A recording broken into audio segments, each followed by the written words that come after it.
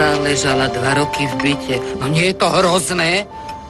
Len si to predstav, človek môže roky ležať mŕtvy vo svojom byte a nikto si to ani nevšimne. Ale ty sa nemusíš báť, lebo máš mňa. Môžeš byť rada, že nie si sama. Gerasdorferová, tu som tu už tiež veľmi dávno nevidela.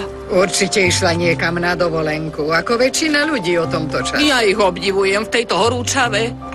Na to by ma už nikto nenahovoril. Iné je, keď má človek rodinu a na dovolenku idú všetci spoločne. No tak to už vôbec nie je žiadny oddych, ale ja budem musieť ísť. Zaplatíš za mňa? Dnes ťa pozývam, dobre?